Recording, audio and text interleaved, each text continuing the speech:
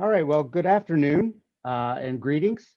Welcome to the Library of Virginia's presentation entitled Public Records, Public Trust, Records Management in Government. If you're on the wrong Zoom call, stick around. It's probably better than that virtual parent-teacher conference you were headed for anyway. This presentation is happening not only because the proper care and disposition of public records is critical to effective and efficient government, but also because October is Archives Month. The goal of Archives Month is to raise awareness about the work of archives and archivists in preserving records of enduring value, which help to ensure that governmental and institutional accountability, protect citizen rights, and document the human experience. In Virginia, during October, institutions across the Commonwealth hold workshops, lectures, and open houses to share information with the public about preserving and accessing archival materials.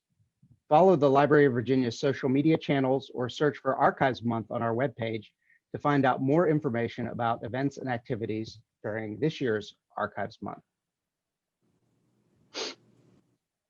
The archival profession would be made exponentially more complicated, dare I say impossible, without the critical work of records officers and records managers in the earlier stages of the records lifecycle. Before we begin, a word about today's format. We'll hold questions until after the presentation. At that point, we'll have time for questions and follow-up. You can use the chat feature in Zoom to ask your questions, and I'll help facilitate that towards the end. With that said, if there are any technical issues that occur during the presentation, please alert us through the chat as they come up so we can try to address them. With us today to talk about aspects of the records lifecycle as they relate to government records, we have Mike Strom, Virginia State Archivist and Director of Government Record Services, and Chad Owen, Records Management Coordinator. Mike joined the Library of Virginia staff in March of 2019. Before arriving in Richmond, Mike was the state archivist in Wyoming from 2011 to 2019.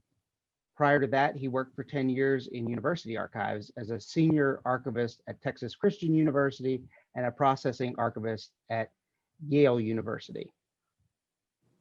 Chad Owen has been the Records Management Coordinator at Library of Virginia since 2016. Prior to that, he worked in the Iowa State Archives and most recently spent 14 years as a records manager at the University of Louisville. He is a native of Southside Virginia and holds degrees in history from UVA and VCU, and spends his spare time playing softball for the Fighting LVA Hardbacks and trying to convince himself that he's retired from rugby. Gentlemen, the virtual floor is yours. Thank you, Vince. I appreciate that. Good afternoon, everyone. Thank you for attending today. Chad and I appreciate the opportunity to tell you about our operation. I'm here to give you a brief intro and tell you a little bit about the State Archives before Chad takes over with the records management portion of the presentation. Chad, if we could see the next slide, thanks. You're seeing a photo of our building downtown on Broad Street. The library was founded in 1823, so we are rapidly approaching our 200th anniversary, and we've been at this location since 1997. The Library of Virginia is the state library and state archives of the Commonwealth. As such, it has the most extensive and priceless collections of Virginia government, history, and cultural materials in the world. We'll focus on the state archives and records management functions today, but the library offers many services, including free access to publications provided by state government entities, a collection of books related to Virginia in some way, available to be checked out with an LVA library card, a robust collection of historic Virginia newspapers, scanned and available on our website, and many other services. I hope I've piqued your interest a little, or at least enough that you'll visit our website or subscribe to one or more of our social media options to learn more. The division I direct is called Government Record Services, and a lot of the responsibility of deciding which records are preserved in the state archives at LVA falls to us. A lot of those decisions are documented in the retention schedules that records management develops and implements in consultation with state agencies and localities. And Chad will be talking about records management in a couple minutes. Chad, next slide, please. Here you see the amount of records we have in the more traditional archival formats, most notably paper and microfilm. You see maps listed there as well, while private papers, well, state records and local records, those are government records, largely from state agencies in the state records category, and the localities in the local records category. Personal papers, the 3.7 million records there, are from individuals or organizations not related to the government, organizations outside of government. Chad, next slide, please. And here are our holdings of electronic records. The great majority have come to us from the governor's office, as you see here. And as you would expect, each successive governor gives us more electronic records than the one before. The sheer number of records makes this problematic for us, in addition to the privacy concerns that come with these particular kind of records. And the fact that we have just 4 archivists to process these records and anything else we receive from other state agencies. We're doing our best to be creative and productive. In this case, with these governor's records, by using artificial intelligence to identify and categorize open records and those which require further review. But we do have a large backlog of unprocessed material, both in paper and electronic form. We anticipate receiving more electronic records from state agencies as well. And so we know that this is a growing issue. It's a growing issue that all archives face, and certainly we do here at the Virginia State Archives as well. Here you see a list of the services we provide the localities. Those services focus on preservation and access, from storing their records here when possible, to administering a grant program to assist the circuit court clerks conserve their records. The library has done a lot to increase access and to promote access of these records, to promote and increase the access to these records. You see Virginia Untold and the Chancery Records Index listed here. There's also a great transcription outsourcing project that includes a lot of local records and state records as well. The staff has done a lot of good work on these initiatives, and I'm pleased that we have Sonia and Vince on the call so they can give you more information if you have questions about them at the end. Just a lot of great work here done with the local records project.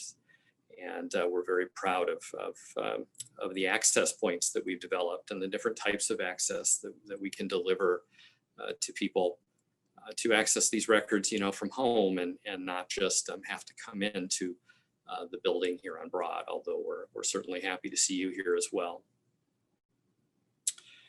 Since it's Archives Month, as Vince mentioned, I wanted to talk for a minute about the importance of archives. And as I was putting together my notes this morning, I realized that the more engaging title for this slide would have been Why Archives? Because at their core, archives are collections of records of enduring value. But what does that mean, and why are they important? In our case, the records document the history of the Commonwealth and its people. And here at the State Archives, we have the widest range regarding Virginia's citizens anywhere, court records to land deeds, to census records, to newspapers. Everyone who's lived in the state is represented here in the State Archives and the records we have. In essence, we have the most complete, well-rounded record of Virginians and their experiences. What does it mean to be a Virginian? Our collections help answer that question. They also provide, of course, government transparency, and a lot of that is pertinent to the audience we have assembled today. They document the activities of the agencies like yours, and that's incredibly important anytime, and it's what makes, I feel, government archives special. After my experience at university archives and now government archives. All archives are important and play a really essential role in society, but state archives and government archives with this added responsibility of government transparency, it really, it just adds an extra layer of importance, I think, and it's one of the things I really enjoy about the job. I also want to stress that archives are for use. While it's our responsibility to make them available to the greatest extent possible in accordance with relevant laws, right? Some of our duties are called out in the code. And so we're beholden to to execute them. But I think for the most part, I think what drives us is we don't want to be the keepers of secret information. That's not what archives are about. We want records made available to the public, and we want it to be, in ways that you all and that anyone who's interested in Virginia history, but you all that may work for the state or work for localities around the state or who have interest in Virginia history, we certainly want it available in the most easily accessible way and complete way for you. A lot of what we do is develop ways to provide information for you, to deliver that information for you. And a lot of the work in the archival side of the house is processing that material, creating inventories and finding aids and arranging materials so that they can be easily found by researchers and by reference archivists to help you all look and find what you're looking for. And lastly, my last slide is the relationship between archives and records management. Why do they go so well together? Well, as Vince already mentioned, it's all about the life cycle. It's, archives relies heavily on our records management staff to work with you all, to manage records, both permanent and non-permanent, to get the permanent ones eventually to us and to manage the non-permanent records in such a way that they're disposed of responsibly and in a timely manner. And with that, I'll turn it over to Chad to talk about records management. Oh, thank you, Sarah. Make sure I'm off of mute. Yes, I'm off of mute. Very good. The elevator speech that I often give when people ask me what I do for a living is I try to make sure that the needle you're looking for is in the smallest haystack possible. That's my briefest description that I give. Essentially, what records management is all about is making sure that you can find the information you're looking for as easily as possible without any kind of undue burdens. And the reason we deal with that is because everybody knows somebody like this. Everybody knows somebody who's kind of got this massive pile of papers around them. And in my experience, a lot of these people are maddeningly efficient at, oh, you need that receipt from last March. I can turn around and put my hand in that pile and go, oh, right here. The problem with something like that is it leaves you in a situation that I refer to as not very bus proof, which is if that person gets hit by a bus this morning, nobody's ever going to find that receipt from March ever again. The idea being, if you have a good records management system and you follow that pretty closely, then the organization as a whole is better off. It's more efficient. It manages its materials and its investment in its information much more efficiently. And as Mike said, it's a lot more important for a public organization than it is a private organization because we're accountable to our taxpayers. We're accountable to our citizenry. And this is really why I got into records management to begin with and why I stay in it. It's because I believe that transparency in government begins with good records management. If you don't even know what you have or why you have it, it's really going to be hard to be forthright and forthcoming with the information that the public is requesting when they're requesting it. But when I give this talk to public agencies, I always tell them that I hope they remember this slide if they don't remember anything else. Because the service that I provide for public agencies as records management is we're trying to make them in the most defensible position they can be. If they follow their records management policies as accurately and as conscientiously as they can, then it acts as a really powerful shield because they know what records they have, they know what records they're supposed to have, and they know when it's okay to get rid of things. If anyone asks for a particular record at any point in time, they can say, oh yes, that record, we have these over here. We know they're here, we set them aside because they're important. If we don't have these records, then we can prove why we don't have them. We can say that we followed the retention schedule and we disposed of them properly. But the idea is that the service that we provide for the localities and state agencies is helping put them in that defensible situation. So we are empowered by the Virginia Public Records Act. And under the Virginia Public Records Act, all state agencies and localities have essentially these three duties. They have to designate a records officer, at least one, but it can be as many as they would like. The example I use there is state parks. Each individual state park in Virginia could designate an individual records officer and run everything through them.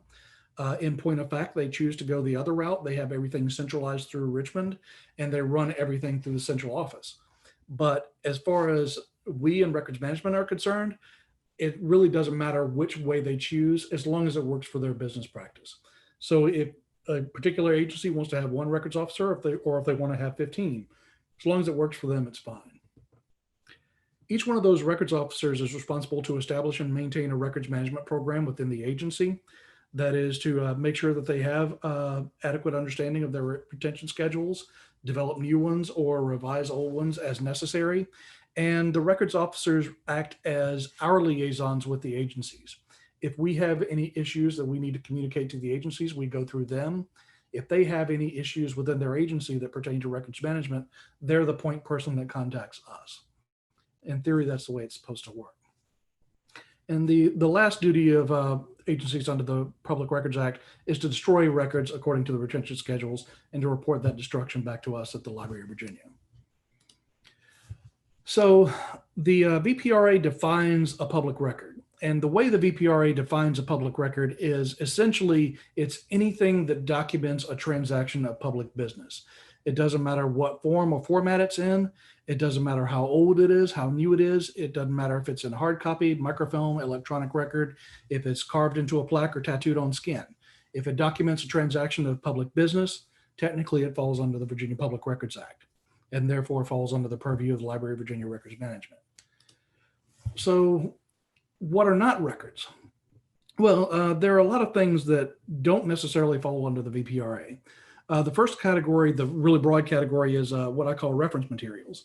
And the example I give there is I have in my office a lot of things that don't document my work, that don't document my activities on behalf of the Commonwealth of Virginia, but kind of that I use to refer to help me in my work. Things like archival supply catalogs, things like professional journals. When I want to look up, gosh, how did the state of Michigan do this with their program that I want to look at to kind of get as an example? I can go back and refer to that material and kind of get an idea. But it does not actually document my work with the Commonwealth. And so technically that counts as a reference material. It doesn't fall under the Virginia Public Records Act. It's not a public record. The second is non-business and personal correspondence. If you look back at the previous slide, it says produced, collected in pursuance of law with the connection or transaction of public business. So, you know, if my girlfriend sends me an email to my state email account and says, hey dear, can you pick up a gallon of milk on the way home? And I email back and say, yeah, that's fine. I'll be home a little late, what have you. That has nothing to do with public business, and does not fall under the Virginia Public Records Act. That said, I always tell people it's the best idea whenever possible to keep your personal and your professional life separate, especially when it comes to your email accounts and so forth. If you can shunt all of your personal stuff to your personal Yahoo or Gmail or Hotmail or what have you account and keep everything else, all your business related stuff on your state email account, it becomes a lot less messy if you ever have a FOIA request come through for your correspondence. You don't have to worry about going through and separating all that stuff out. It's already separate. The third category there is stationary or blank forms. If you think about it, really, the purpose that a form serves is it's not a record itself. It's sort of a list of instructions for creating a record, or it's a template to create a record. If you're looking at something, let's say like an application for a title for a vehicle, if you had all of that stuff written out, it would probably be just as valid as a record. You know, if you had the VIN number of the vehicle, the make of the vehicle, the purchase price, the mileage, all of that stuff already written out, it would stand as a record. The form itself is just trying to make sure it's a checklist to make sure that you have all the information that you need for that record to be complete. So if it's just a blank form, if it's not filled out at all, it actually doesn't represent a record. It's just kind of a list of instructions. So it's not valuable as a record. It doesn't show a particular transaction of public business. But the last point down there, the last bullet point represents a question that I get all the time. And the question usually comes to me in a form like this. Someone will write me, call me, email me, or something like that from a state agency, and they'll say, we have this procedure. We get this form, we get this record in a hard copy. People fill out this form in the office and hand it to us. And as a course of business, we scan that into this other database or this other system or document imaging management system or what have you. And so then we have this hard copy record, and then we have this scan record. What do I do? And as far as the Virginia Public Records Act is concerned, pick one. And when I give this talk to audiences that I can see and I can point out to people raising hands, I say, which one do you think I want? And the answer is, it doesn't matter. As far as the law is concerned, as far as the retention schedules are concerned, any instance of a record is valid. And if you have multiple instances, the agency can choose, I want this one to count as the official record. And once that's the case, this other one is a superfluous copy, and they can get rid of it whenever they want. They just have to manage that official copy for the length of the retention period. I always give that with a little bit of a caveat, because usually people are contacting me to say, we can keep this thing in electronic format, right? It's okay if we keep the scan copy and get rid of these mounds and mounds of file cabinets. And I always tell them that the legal answer is yes. The practical answer is a little bit different, because 25, 30 years ago, we would have been talking about electronic files. It might have been on a 3.5-inch floppy. It would have been in WordPerfect 5.1 or something like that. And if you had to go in today and somebody made a FOIA request for something on a 3.5-inch floppy in WordPerfect 5.1, if you're like me, you'd be out of luck. I haven't had a computer in my office that would read a disk drive since about 2007. So if you want to keep that electronic record for longer than, say, about 10 or 15 years, you're going to be looking at migrating that record at some point in time. You're going to be saving it off of those floppy disks onto a networked hard drive. You're going to be converting it from WordPerfect 5.1 to Word 6.0 to Word 97 to Word 03 and versions going forward, so you make sure that it's accessible. But that's a practical matter. It's like everything else. It's a business decision, and understanding that it's going to take this much effort to make sure that that electronic record is accessible for its entire retention period, however long that may be. It may become a business decision at some point in time that you say, you know what, it's just cheaper to keep the doggone paper than to commit to retaining that electronic record all that time. But that's a business decision. Legally, as long as you can access that record for the entire length of its retention period, one copy is as good as another. So what about email? My good friend who teaches electronic records for the Society of American Archivists, I used to work with him in Kentucky. Now he's at the state of Texas with the Governor's Papers project there. He likes to talk about email as a delivery method. Email is not a record series. It's the container that you get a record in.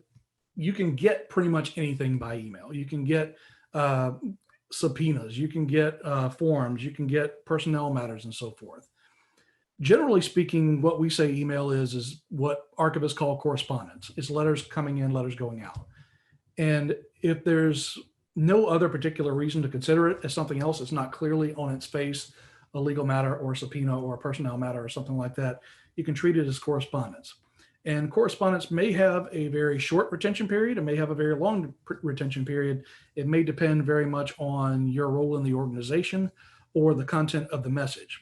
But that is the important thing, is what makes it a record or not a record, and what sort of retention series applies to it or not, depends on the content of that email, not its character as an email as opposed to something else.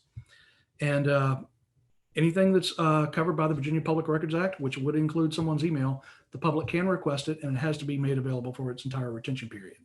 Again, that may be very short. If you're the governor, that's very, very, very long. What we do at the Records Management Office is we create these things called retention schedules. And this is what we use to organize public records to help people understand this is what needs to be kept and this is what can be discarded. And if you're like most people, you've never really seen a retention schedule before, or you've never had any kind of deep dive into it. And so I'm just going to really briefly go over it the way I do with state agency personnel when I'm giving training. And very briefly, there's two major categories. There's general schedules and specific schedules. And specific schedules are dealing with very specific functions of particular agencies. A good example is the Department of Environmental Quality. They have very specific duties as a state agency. And as such, they create very particular records.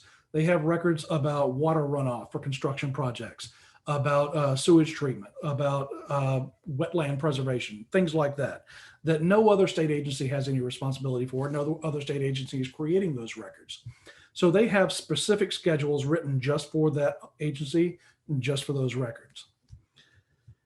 Then beyond that, there are what we call general schedules. And general schedules are schedules that apply to everybody, because I don't care who you are, everybody in state government and local government has certain kinds of records. Everybody has personnel files. Everybody has accounts payable and receivable, money going in, money going out. Everybody has correspondence, email and so forth. So these are general schedules that discuss the records that are created by broad categories of offices. And there are some that are general schedules that are not universal, but are still widespread. Public schools, for example, your student's scholastic record. Not every agency has a student file, but every public school in the state has those in common. So the public schools have a separate general schedule that is applicable to all public schools. And what's listed on what we call retention schedules are record series.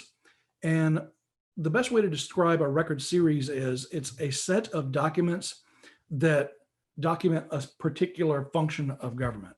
And I'll get into that right here when I go over the schedule itself.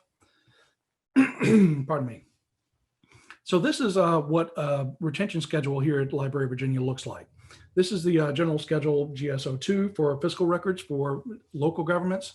And every schedule will have what we call a series title, which is just like briefly, we hope, just a couple of words that will help you find what you're looking for. And everything will have a series description. And the series description is broken out into two halves. The first is this series documents. What's the function of government we're talking about here? Like here with this payroll record series, it says this series documents payroll activities of the locality. Okay. Then it says this series may include, but is not limited to. And then it's a list of the type of documents that we commonly find that document that particular activity. It's not an exhaustive list. We couldn't possibly come up with every conceivable record type, or it's also possible that what one office calls one thing, another office may call it by a different name. But we try to have, the common record types listed here. Like for payroll, your leave records, your timesheets, your retirement contributions, your tax forms, things like that are usually going to be found in your payroll records. If there's ever any question about that, what we tell people is to go back to the first part. Look at the function you're talking about. Even if the particular record you have in your hand isn't in that list of documents, if it works for that function, it probably belongs in that series. Everything has a series number and a schedule number that's usually used for reporting instruction back to us at the end. And then everything has a disposition attached to it. That's kind of what Mike was talking about earlier. Everything basically is either permanent or non-permanent, right? It's either going to be kept forever and ever and ever and ever, or at some point, maybe 2 years from now, maybe 100 years from now, it'll be destroyed. And so the disposition method for things that are permanent, it would say permanent in agency, permanent in the library archives. And if it's non-permanent, it'll either say confidential or non-confidential destruction. Confidential destruction means something that has to be shredded, something that has to be destroyed in such a way that it can't be reconstituted. Non-confidential destruction just means it can be pitched. You can go into the trash, you can go into the recycle, what have you. This is the point that I often stop and ask people if they've seen the CSI type TV shows and so forth, and understand that people can go into your computer and find things that you think you've deleted. That's because what we think of as a delete button on your computer doesn't really actually destroy the record. For those of us who are old enough to remember old card catalogs with libraries and so forth, it's kind of like if you delete a record on your computer, it's more like you go in and pull that card out of the card catalog and pitch it, but the book stays on the shelf until you get ready to go through and clean out those shelves. So that is, it's your ability to go in and find it is made a lot more difficult, but somebody could, if they wanted to, go through and just brute force walk through the shelves until they found that book. When you delete something on your computer, you're essentially telling your computer that that file is not important anymore, and it's removing the references to it, it's removing the indexes to it, but the file itself will stay on the hard drive until the computer needs that space and then overwrites it. That may be 6 months from now, and maybe 6 years from So confidential destruction in the context of an electronic record means something a little different.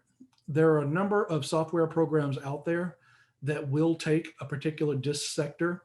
And if you say, I not only want to just delete this file, I want it gone, it will go and overwrite that particular disk sector with either random ones and zeros or just general white noise, and it's unreadable. The other good way to do things is you can physically destroy the storage medium.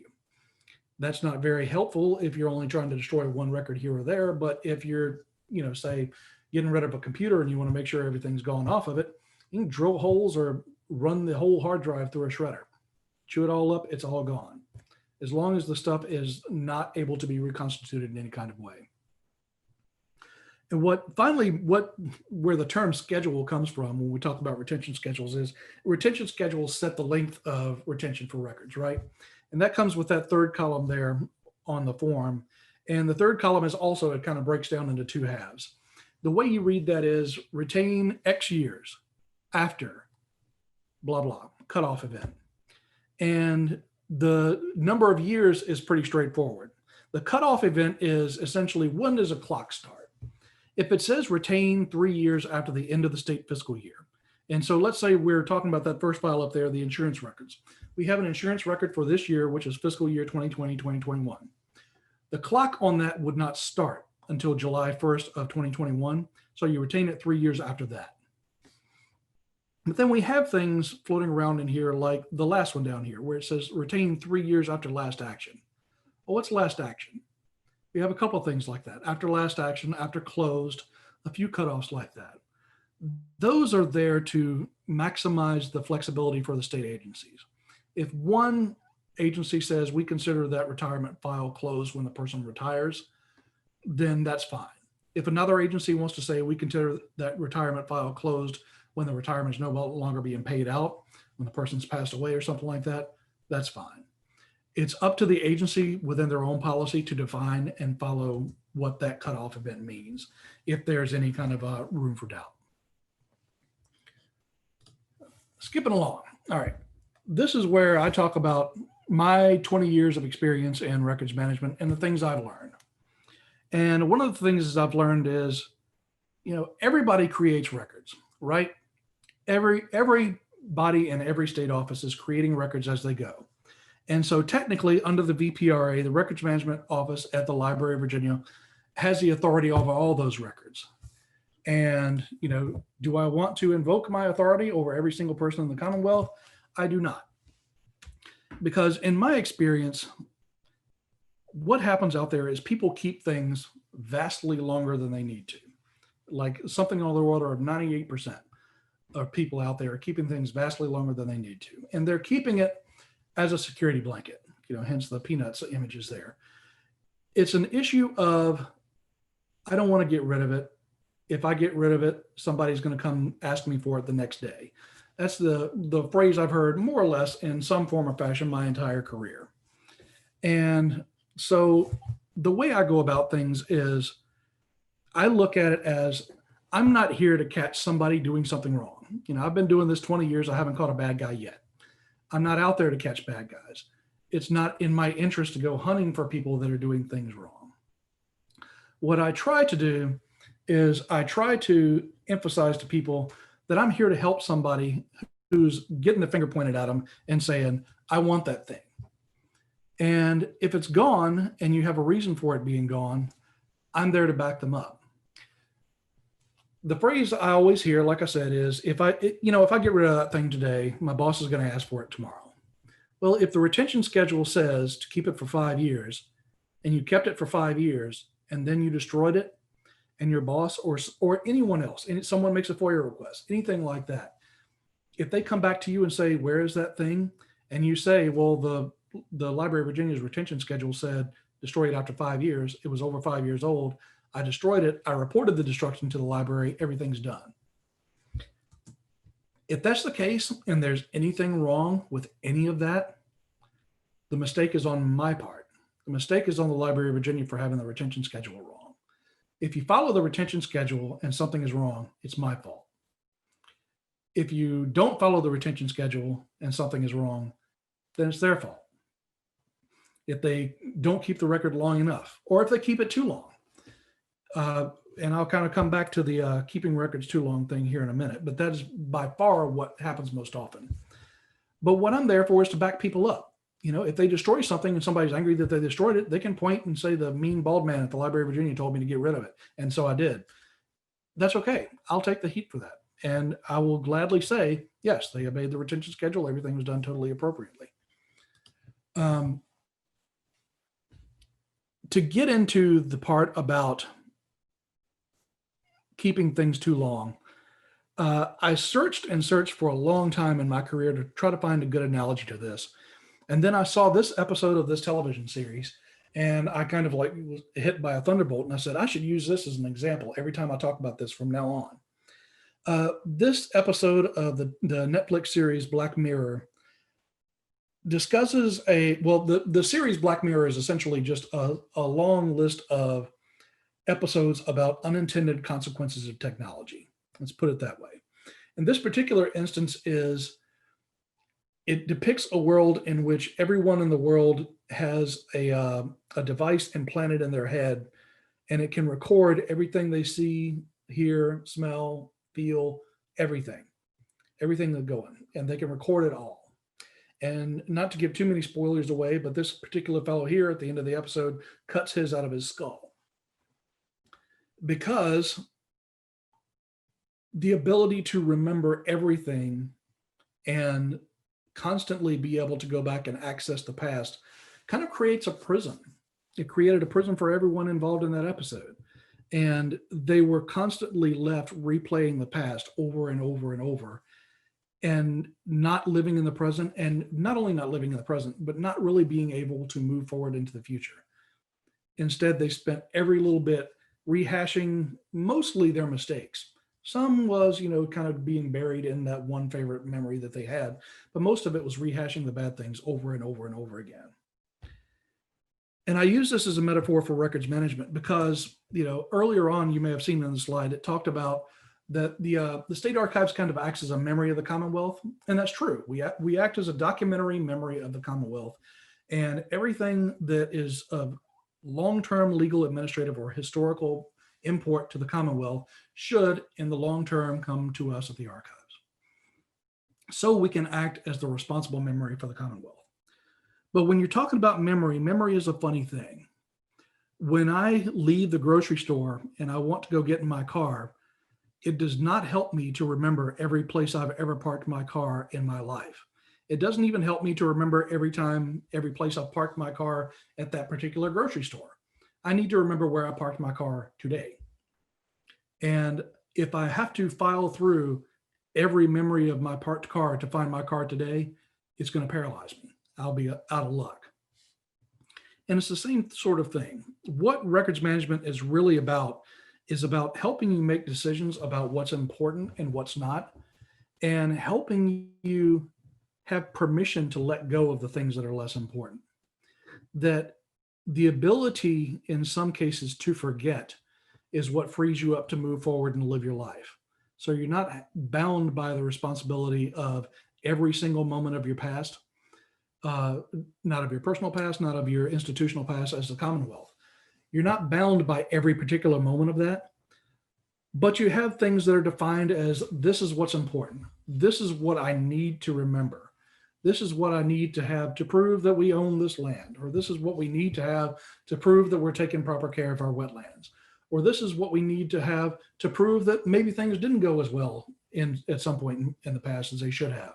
This is why we will need to collect records on things like the desegregation of schools and so forth, to remember that there were some mistakes that we made that we need to learn from. But every single thing that's out there doesn't need to be remembered, because it gets in the way of the things that you do need to remember. And so what I do professionally is hopefully give people permission to let go of the things that are defined as less important, so they have the freedom to concentrate on the things that are more important. And with that, I'm pretty much wrapped up here, and Mike and I will be glad to take some questions from you guys. I'm really interested that a lot of you guys popped in from out of state to hear this. So hopefully some of it was applicable to you, or you at least found it somewhat interesting.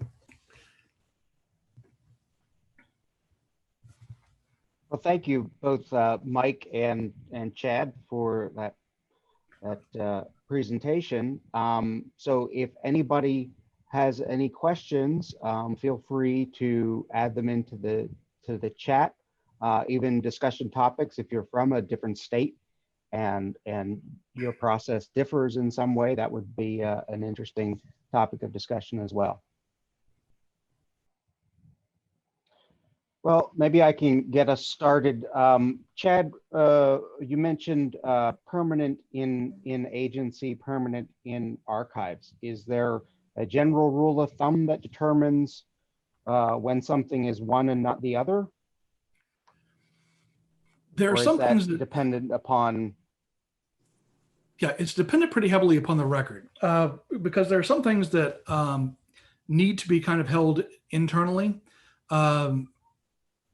There are things like, gosh, I just had an example in my head and I lost it. Things like deeds to property and blueprints for buildings and things like that.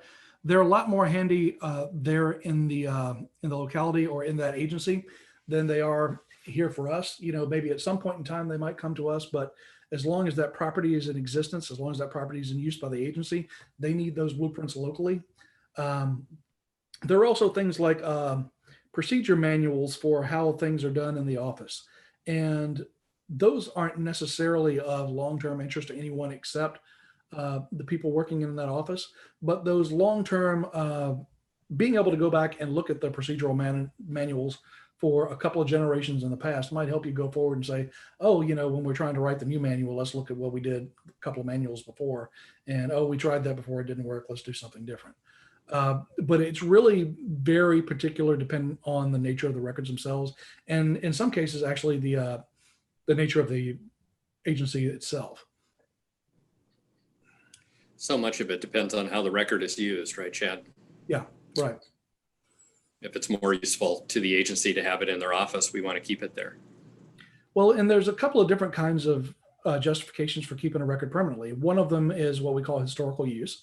And that's, you know, something that if they're writing the history of that agency 100 years from now, they would be interested in those records.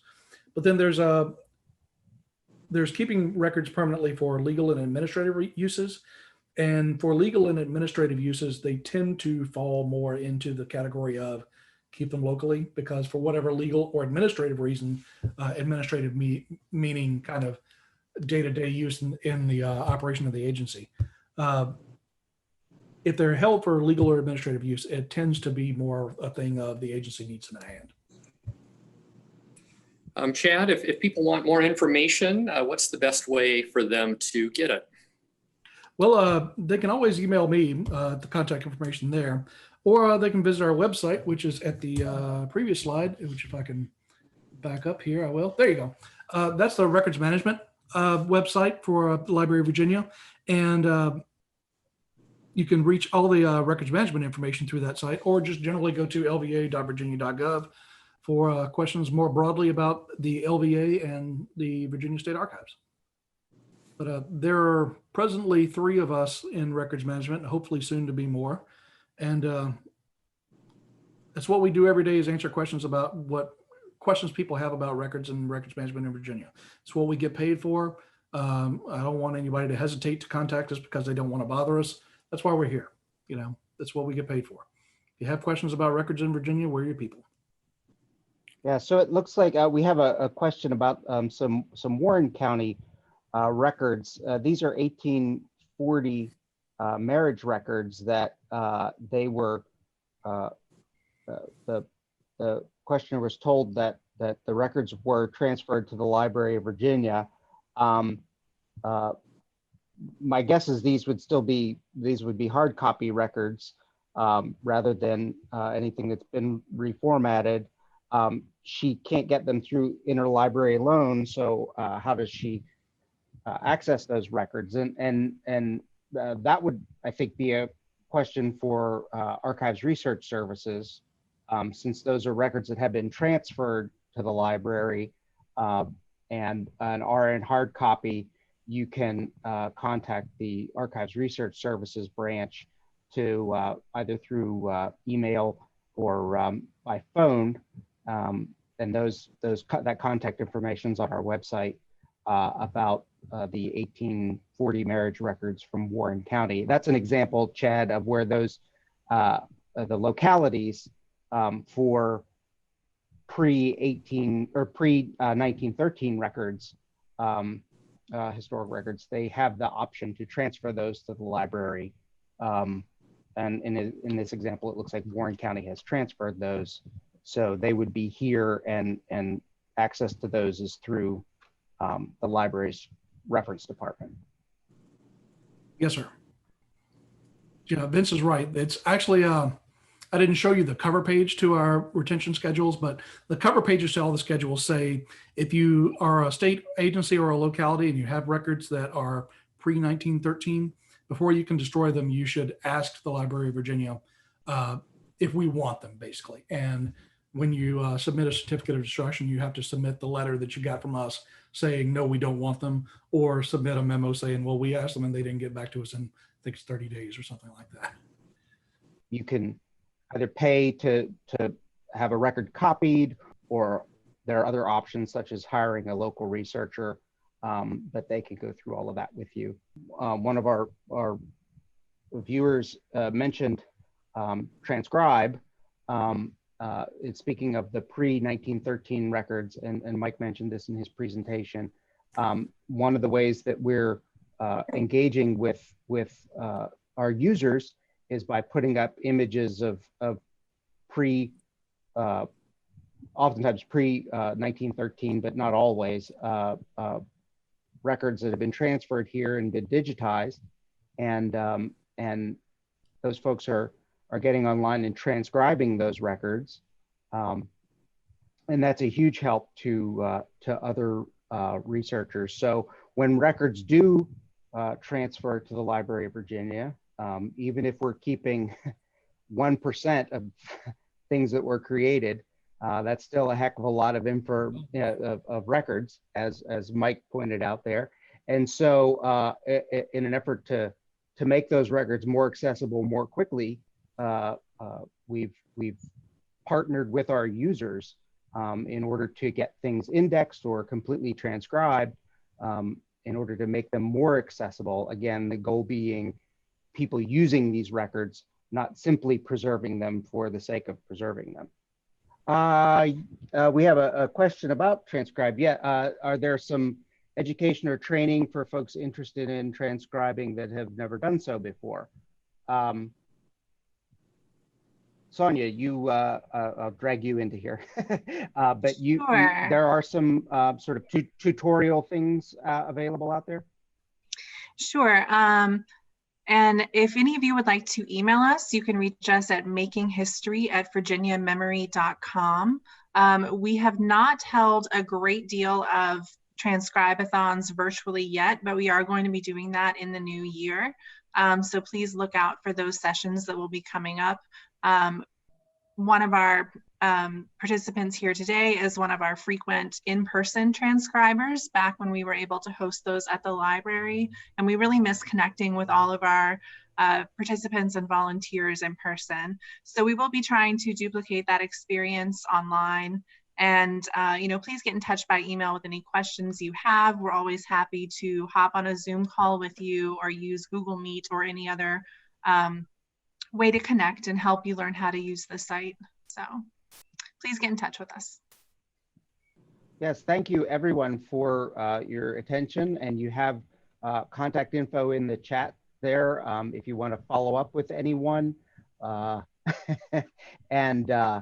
And we appreciate your joining us today, and thanks to both our presenters, Mike and Chad, and we hope to see you in some capacity, either virtually or in person at some point.